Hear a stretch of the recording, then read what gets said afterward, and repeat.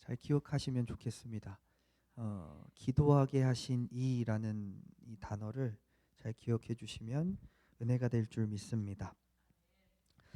어, 혹시 신데렐라 신드롬이라는 단어를 들어보신 적 있으신지 모르겠습니다.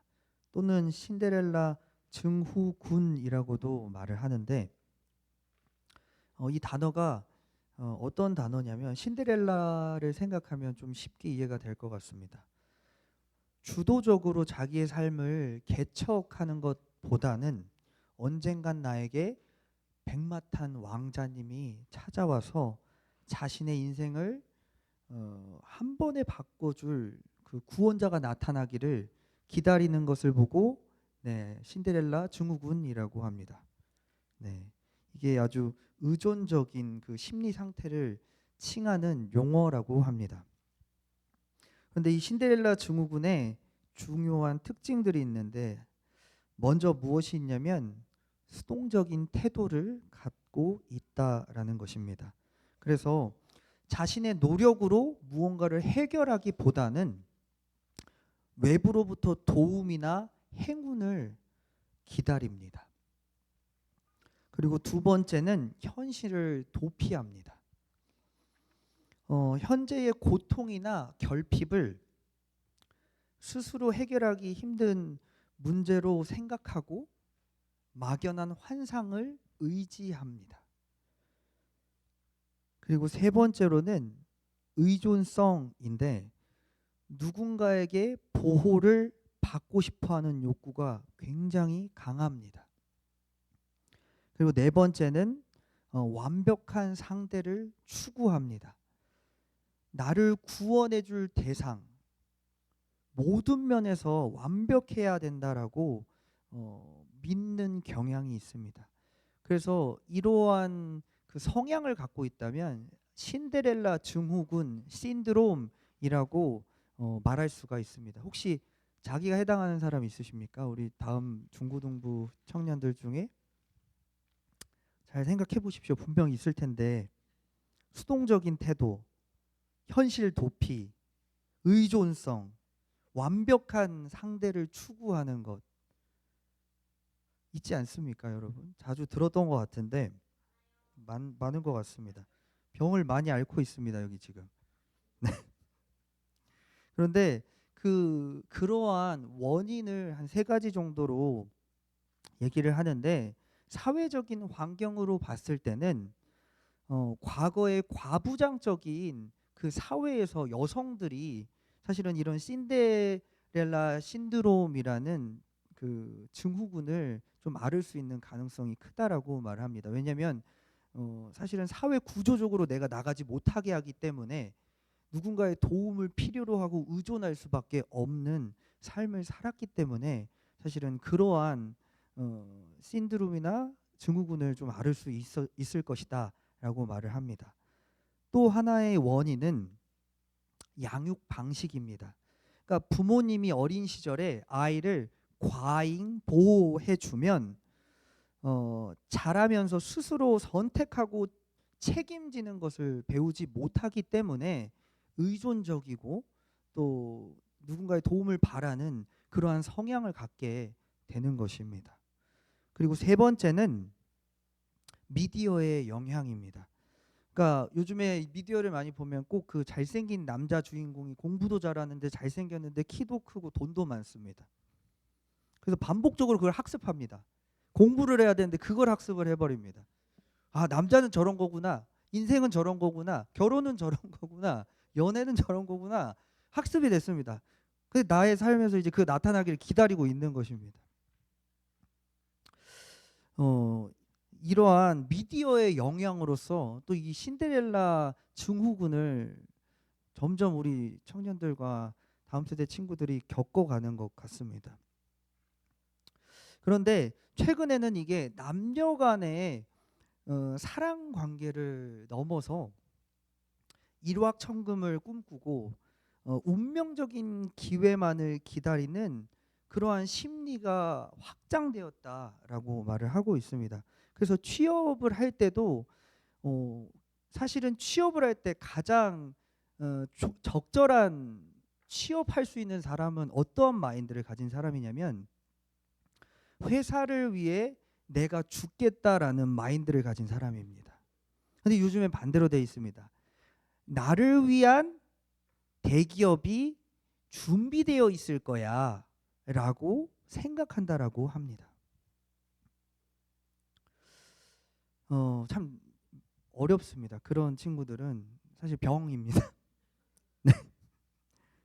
회사를 위해서 존재해야 될 존재들이 자기를 위해서 회사를 존재하게 생각을 한다라는 게, 그런데 이 신데렐라 신드롬을 극복할 수 있는 방법에 대해서 무엇을 얘기하냐면 자기 주도성의 회복을 얘기합니다. 잘 들어보십시오. 자기 주도성의 회복입니다. 의존하고 도움을 바라고 나의 구원자를 바라는 게 아니라 나의 주도적으로 그 주도성을 회복해야 된다라는 것입니다. 우리 청년들과 다음 세대들은 좀 기억하십시오. 주도적인 것을 회복해야 됩니다. 우리가 수동적이고 뭔가 도움을 받겠다라는 마인드가 되면 안 됩니다. 그래서 이것을 회복할 수 있는 방법은 작은 성취하는 일을 끊임없이 경험하다 보면 그것들이 쌓여서 나에게 그 주도성으로 바뀐다, 자신감으로 그것들이 쌓여서 바뀐다라고 말을 합니다. 그리고 또 그것을 해결할 수 있는 방법은 현실을 즉시한다라는 것입니다. 그러니까 무슨 말이냐면 사실은 우리의 인생은 누가 책임져 줍니까? 백마탄 왕자가 책임져 줍니까, 여러분? 그렇지 않습니다. 백마탄 왕자가 책임져 주지 않습니다. 결국 모든 그 관계는 내가 일방적으로 받는 것이 아니라 상호적인 것이라는 것을 우리가 생각해야 됩니다. 백마탄 왕자가 우리랑 결혼하고 싶은 이유를 생각해 보십시오. 왜 대답을 하지 못합니까? 상호적인 것입니다, 여러분. 우리는 결혼과 연애를 굉장히 아름답게 생각을 합니다, 여러분. 아름답긴 한데 꼭 그런 것만은 아닙니다. 제가 이 말씀을 준비하다가 이거 나라쌤한테 혼날 수도 있는데 코로나에 걸렸을 때 제가 거실에 너무 힘들어가지고 그게 걸린 건지도 몰랐습니다. 너무 힘들어서 딱 이렇게 소파에 앉아 있는데 갑자기 저기서 막 부릅니다. 한가하냐고. 한가하냐입니다. 지금 뭐 하냐고. 당장 일해야 되는데 지금 왜 거기 그러고 앉아 있냐고. 그게 결혼입니다, 여러분. 전 코로나 걸렸었는데 힘이 하나도 없는데, 그런데도 여러분 결혼은 좋은 것입니다. 네, 이건 좀 나쁜 예인데 행복하고 감사하고 또 하나님이 기뻐하십니다, 여러분. 이건 잠깐 생각났던 얘기였고, 그런데 우리 삶을 돌아보기를 원합니다. 무엇이냐면 우리의 삶은 그 신데렐라 신드롬에 빠져 있지 않는가를 돌아봐야 되는 것입니다. 우리는 수동적인 태도가 없는지, 우리는 현실을 도피하고 있진 않은지, 우리는 의존하고 있지 않는지 사람을, 그리고 나를 구원할 완벽한 대상인 누군가를 찾고 있진 않는지 우리는 생각해야 됩니다. 저는 이 말씀을 준비하면서 이 신데렐라 신드롬을 생각하다 보니까 그 백마탄 왕자님은 하나님 아닌가? 라는 사실은 생각을 했습니다. 하나님은 뭐든지 하실 수 있습니다. 그런데 우리가 원한다고 다 해주시지는 않습니다, 여러분. 하나님께서는 우리가 어떻게 바라시냐면 우리가 수동적인 것이 아니라 능동적이기를 바라십니다. 우리가 현실을 피하는 것이 아니라 현실을 직시하기를 원하십니다. 그리고 우리가 사람을 찾아서 의지하는 사람이 되지 않기를 원하십니다. 나를 구원할 사람이 아니라 하나님을 찾기를 원하십니다. 그런데 우리가 이러한 것들을 사실은 다 놓치고 살아갑니다. 하나님이 원하시는 방향이 아니라 내 육체가 편한 대로 우리는 살아가는 것입니다. 특별히 여기 우리 중고등부 다음 세대 친구들이 있는데, 여러분들은 백마탄 왕자를 기다리지 않기를 바랍니다. 기다리지 마세요, 여러분. 그런 사람 없습니다.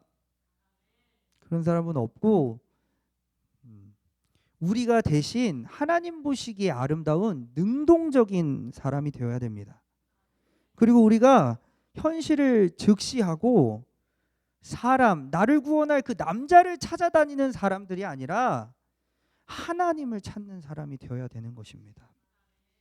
그 남자는 처음부터 왕자로 나타나지 않습니다, 여러분. 공주가 아니었습니다, 사실은. 여러분, 제가 왕자가 아니었고요, 여러분. 근데 서로가 공주와 왕자로 만들어지는 것입니다, 여러분. 그런데 사람들은 끊임없이 이 백마탄 왕자를 기다리며 자신의 신분 상승을 꿈꿉니다, 사실은. 그래서 제가 기억나는 한 청년의 꿈은 무엇이었냐면, 삼성가의 남자와 결혼하여 재벌을 꿈꾸는 청년이 한 명 있었습니다. 누군지는 말할 수 없습니다. 네, 있었습니다. 근데 우리는 그렇게 사실은 우리가 쉬운 것들, 또 멋진 것들, 이런 것들을 쉽게 신분 상승을 백마탄 왕자를 통하여서 얻기를 원하는 게 사실입니다, 사실은. 그런데 우리가 한번 생각해 봐야 될 것이 있습니다. 그게 무엇이냐면, 과연 신분의 상승은 어디서 오는가를 우리가 고민해 봐야 됩니다. 그리고 어떤 힘이 누군가를 세우고 어떤 힘이 누군가를 낮추는지에 대해서 우리는 생각해야 됩니다. 힘과 권세의 근원은 우리 하나님이십니다, 여러분. 우리 시편 75편을 함께 4절부터 7절까지 읽어보기를 원합니다. 같이 읽어보겠습니다. 시작. 내가 오만한 자들에게 오만하게 행하지 말라 하며 뿔을 들지 말라 하였노니 너희 뿔을 높이 들지 말며 교만한 목으로 말하지 말지어다. 무릇 높이는 일이 동쪽에서나 서쪽에서나 말미암지 아니하며 남쪽에서도 말미암지 아니하고 오직 재판장이신 하나님이 이를 낮추시고 저를 높이시느니라. 아멘. 우리 4절에 보면 뿔을 든다라는 표현이 있습니다. 악인들에게 뿔을 들지 말라 하였노니, 이것은 개인적으로 자신의 지위를 높이려는 행위입니다. 그리고 5절에 가면 교만한 목으로 말하다라는 표현이 있는데, 이것은 거만하게 자기의 주장을 고집한다라는 의미입니다. 그리고 우리 6절에 가보시면 무릇 높이는 일이 동서남쪽으로 말미암지 않다라고 표현을 하는데, 이것은 재력이나 학벌이나 또는 신분, 인맥, 군사력과 같은 그러한 것들을 찾고 의지한다라는 의미입니다. 그러니까 이러한 수단과 방법을 가리지 않고 스스로 신분을 높이려는 사람들을 보고 오늘 4절 말씀에서 뭐라고 하냐면, 내가 오만한 자들에게 오만하게 행하지 말라라고 표현했던 것처럼 이들을 보고 오만한 자라고 말을 하고 있습니다. 자신의 힘으로 수단과 방법을 가리지 않고 자신을 높이려고 하는 사람이 바로 오만한 자입니다. 그건 누구의 영역입니까, 여러분? 하나님의 영역입니다. 근데 자기가 높아지기 위해서 수단과 방법을 가리지 않고 하나님 앞에서 오만하게 행동하는 사람이라는 것입니다. 신분의 상승은 하나님께로부터 오는 것입니다, 여러분. 우리의 노력과 힘으로서가 아니라 우리 하나님이 우리에게 허락하실 때 이루어질 수 있는 일입니다. 하나님은 높일 자를 높이시고 낮칠 자를 낮추십니다. 미국 그 건국의 아버지 초대 대통령의 이름이 혹시 누군지 아십니까? 우리나라고 미국 혹시 아니? 아마 모를 거라고 생각을 합니다. 아는 거라고 뭐 저기 링컨뿐이 없는데 우리가 누굴 알겠습니까? 그 누가 있냐면 조지 워싱턴이라는 사람이었다라고 합니다.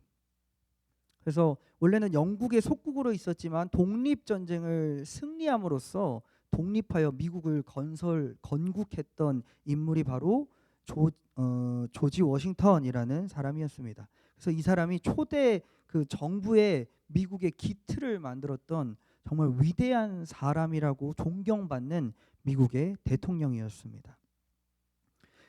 그리고 미국의 흑인 노예를 완전 해방시켰던 인물인 우리가 알고 있는 아브라함 링컨이 있습니다.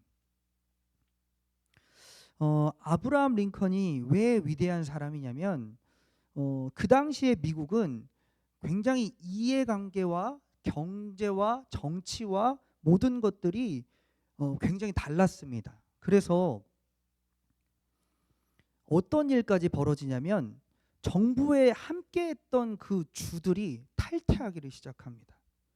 그러니까 우리나라로 따지면 전라도, 경상도 이러한 도들이 있는데 그 도들이 더 이상 대한민국을 안 하겠다라고 탈퇴를 해버리는 것입니다. 그래서 이러한 상황에 놓였을 때 대통령이 됐던 인물이 바로 아브라함 링컨이고 그가 했던 것이 이 흑인 노예를 완전히 해방시키는 이 귀한 일과 또 하나는 이 분열하고 무너져가는 미국을 다시 통합하고 유지시켰던 인물이 바로 아브라함 링컨입니다.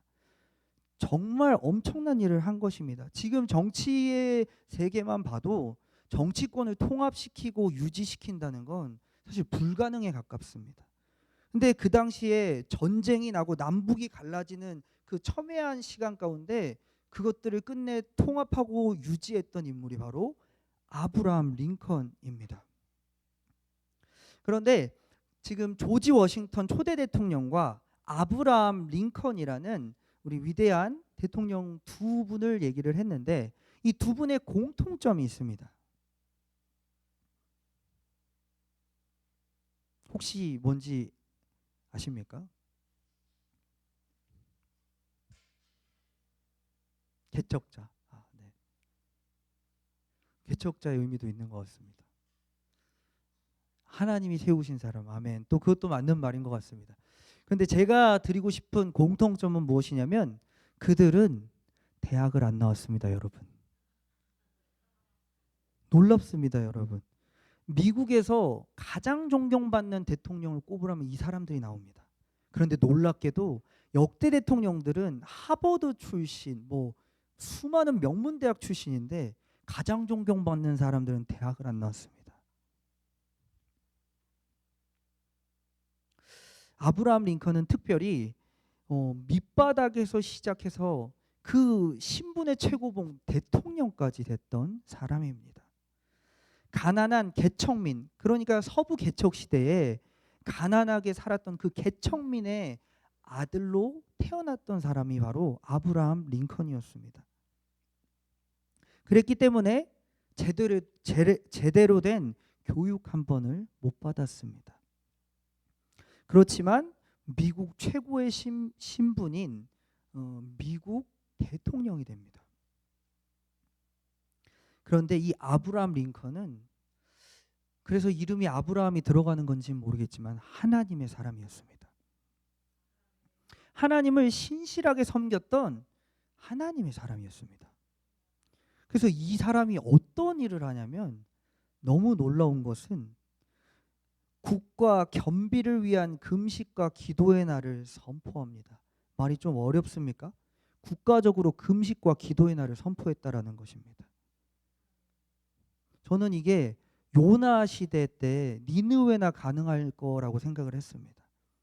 근데 19세기 1863년쯤에 이 현대의 시대에서 나라에서, 그것도 그 거대한 미국 땅에서 금식과 기도를 국가적으로 선포했다라는 게 너무나도 충격적이었습니다. 그리고 국가적 금식과 회개의 기도를 위해서 미국 국세를 찍어버립니다. 국가의 최고 권한을 갖는 그 국세를 찍어버립니다. 누가요?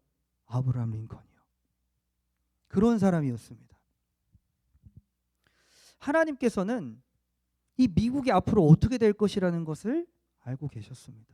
앞으로 전 세계 가운데 복음을 전하고 수많은 나라들 가운데 예수를 전하는 일에 이 나라를 사용하실 것을 계획하고 계셨습니다. 그리고 수많은 영혼들을 이 조선 땅까지도 하나님은 다 예비하고 계셨던 것입니다. 그랬기 때문에 하나님은 학벌 좋은 그 사람들을 부른 게 아닙니다.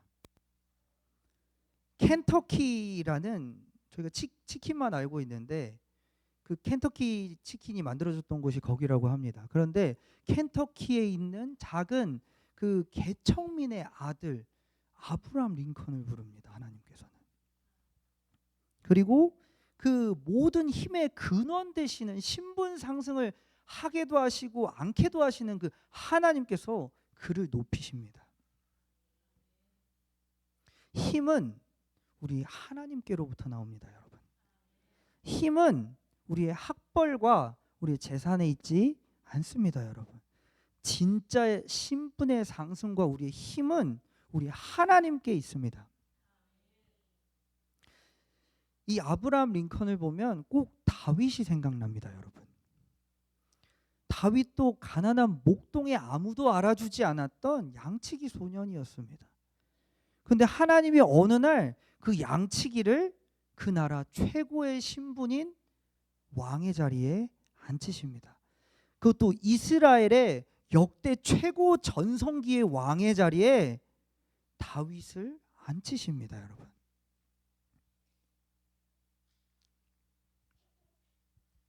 그런데 이 다윗은 세상의 위대한 사람들과 좀 달랐습니다. 세상에 보이는 위대한 사람들이 많습니다. 그런데 그 사람들과 달리 그 다윗은 자기의 신분과 힘의 원천을 알고 있었던 사람입니다. 그래서 그는 자기의 삶의 끝자락에서 이렇게 고백합니다. 역대상 29장 12절 말씀 함께 읽어보기를 원합니다. 같이 읽겠습니다. 시작. 부와 귀가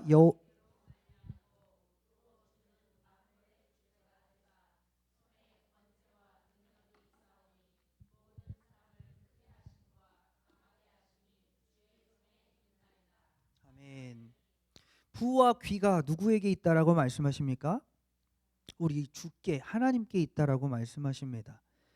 그리고 그 손에 권세와 능력이 있다. 모든 사람을 크게 하심과 강하게 하심도 우리 하나님 손에 있다라고 그의 삶의 끝자락에 다윗은 여전히 고백하고 있습니다. 그는 자신의 신분의 근원을 알고 있었습니다. 잠시 일시적으로 힘을 갖는 세상의 권세자들과는 전혀 다른 생각과 마음을 갖고 왕이 되었던 인물이 바로 다윗입니다, 여러분. 그는 자신의 힘과 신분을 유지할 수 있는 지혜가 있었습니다. 자신의 힘과 신분을 유지할 수 있는 힘, 어디입니까? 우리 하나님이십니다. 그런데 세상의 왕들은 불안해합니다, 여러분. 세상의 권세자요 기업가들은 불안합니다, 여러분. 어느 순간 내가 갈아치워질지 모르기 때문입니다. 그러나 다윗은 두려워하는 자가 아니라 오히려 행복한 사람이었습니다. 왜냐하면 흔들리지 않는 진리, 우리 하나님이 자신의 힘의 근원이라는 것을 알고 그를 섬겼기 때문입니다. 이것이 바로 흔들리지 않는 힘과 신분을 갖는 비밀입니다, 여러분. 우리는 지금도 우리의 삶이 사실은 불안합니다. 직장을 다니고 사업을 하고 세상의 수많은 것들이 영원한 것이 보이지 않습니다. 맨날 흔들리고 떨어지고 쓰러지는 것 투성입니다. 그런데도 우리가 행복할 수 있고 우리가 안정감을 취할 수 있는 것은 우린 다윗을 보고 생각해야 되는 것입니다. 그 힘의 근원과 신분은 누가 주시는 것입니까? 우리 하나님이 주시는 것입니다. 그렇기 때문에 우리는 그를 알므로, 우리는 그를 섬김으로 즐거워할 수 있는 것입니다. 그가 나의 든든한 반석 되시기 때문입니다. 우리 중고 청년들은 5년, 10년 뒤에 여러분의 삶을 기대하시기 바랍니다. 하나님께 붙어있는 여러분의 삶을 기대하시기 바랍니다. 세상 친구들과 5년, 10년 뒤의 삶이 다를 것입니다. 여러분들이 하나님 안에서 하나님의 일을 행하며 하나님을 섬기며 살아갈 때 하나님께서는 여러분의 삶을 지키시고 인도하시며 다윗에게 주셨던 행복을 주실 것입니다. 그리고 덤으로 그 부와 명예도 주실 것입니다. 그렇기 때문에 여러분은 기뻐하십시오. 그리고 하나님을 더 열심으로 섬기십시오. 하나님은 살아계시며 하나님은 오늘 또 우리의 신분을 바꾸어 주십니다.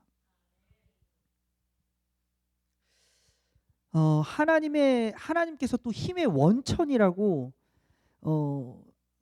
고백했던 위대한 인물이 또 있습니다. 그 사람이 바로 다니엘입니다. 어느 날 느부갓네살 왕이 말합니다. 야, 우리나라에 있는 모든 술객과 지혜자들과 점술가들 다 불러와 라고 말을 합니다.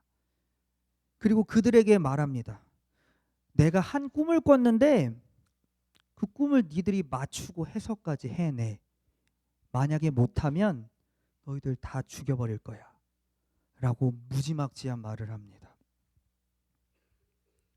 바로 그때 다니엘과 친구들은 하나님께 기도하여서 그 꿈과 해석을 직접 봤습니다, 여러분. 우리 그 장면을 함께 읽어보기를 원하는데 다니엘서 2장 17절부터 19절까지 말씀입니다. 같이 읽어보겠습니다. 시작.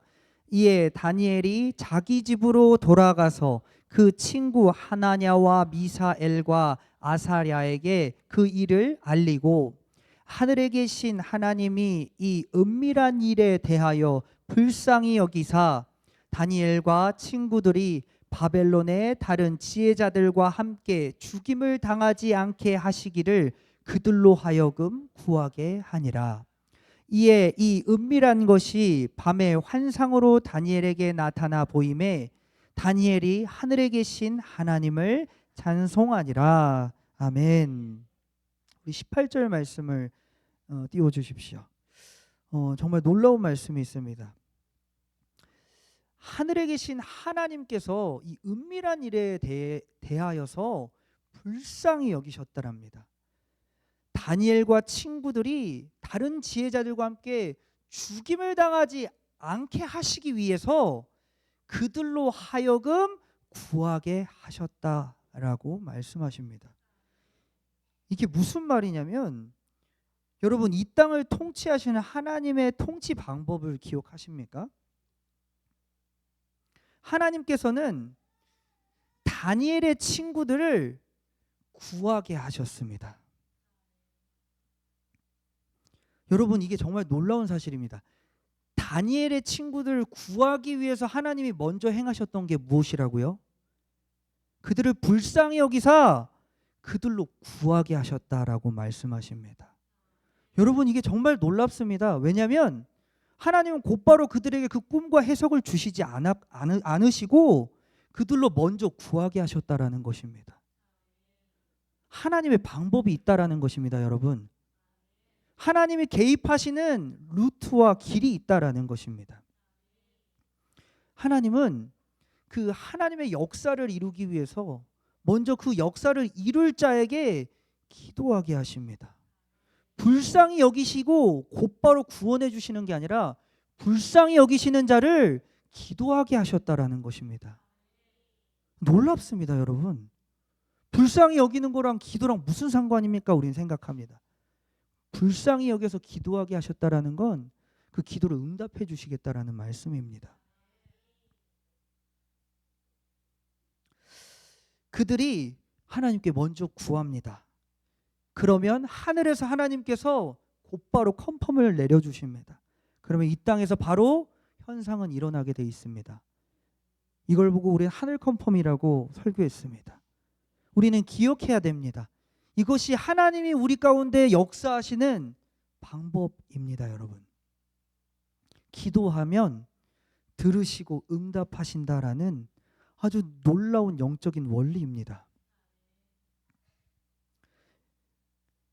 하나님께서 이들을 불쌍히 여기시고 기도하게 하셨습니다. 그리고 그들이 기도하자 곧바로 19절 말씀이 임합니다. 같이 읽겠습니다. 시작. 이에 이 은밀한 것이 밤의 환상으로 다니엘에게 나타나 보임에 다니엘이 하늘에 계신 하나님을 찬송하니라. 아멘. 기도하자 하나님 환상을 곧바로 주십니다. 꿈과 해석을 곧바로 주십니다. 이 시간은 한시가 급한 시간이었습니다, 여러분. 해석 못해? 꿈 몰라? 바로 죽여버릴 수 있는 아주 그 긴박한 시간 가운데 하나님은 긴박한 그 시간에 다른 것을 찾게 하신 게 아니고 기도하게 하셨습니다. 그리고 그 기도 가운데 곧바로 허락하시고 나타내셨습니다.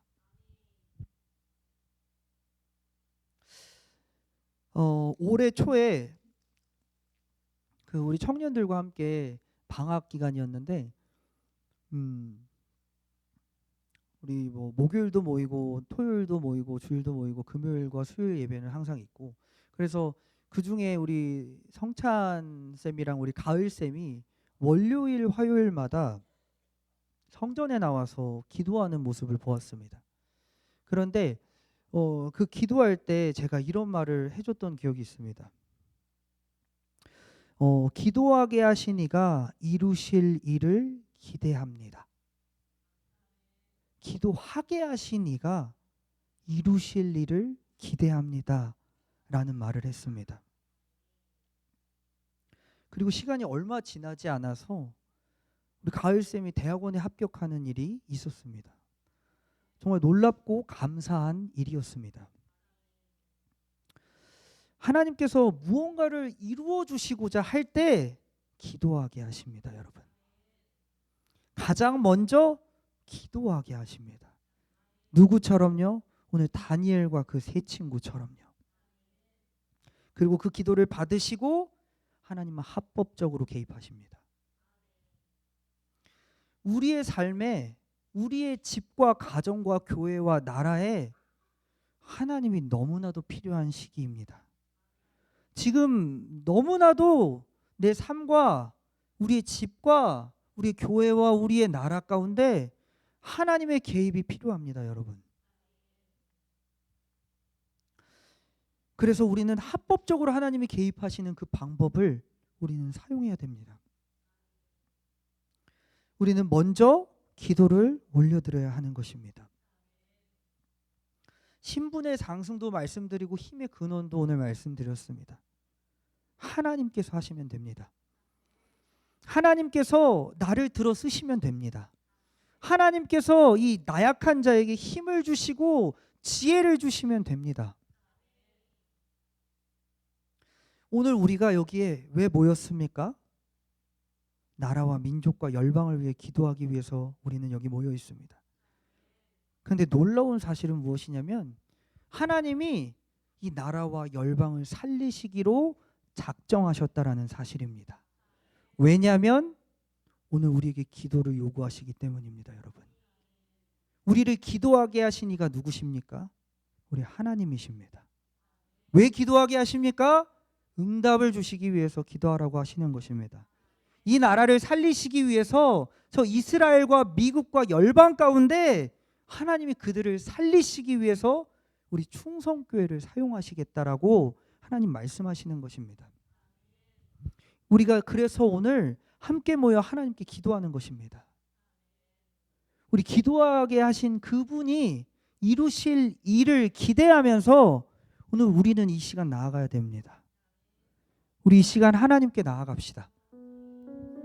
이 기도를 무시하지 마십시오, 여러분. 하나님이 역사하는 이 귀하고 실제적인 이 시간에 온전한 기도를 드리는 자가 하나님께서 응답하시는 자입니다. 그가 다니엘처럼 하나님의 응답을 받아내며 다윗처럼 그의 신분을 바꿀 수 있는 것입니다. 이 시간을 그 실제하시는 하나님 앞에 우리가 믿음으로 나아가야 되는 것입니다. 이 시간 우리 그 살아계신 하나님, 우리로 기도하게 하시고 응답하실 그 하나님께 우리가 주여 삼창하며 우리의 가정과 우리의 자녀와 우리의 교회 그리고 이 나라를 넘어서 온 열방 가운데 하나님 역사하여 주시며 고쳐주시고 우리 가운데 역사하여 주시라고 주여 삼창하며 우리 하나님께 나아가기를 원합니다. 주여 주여 주여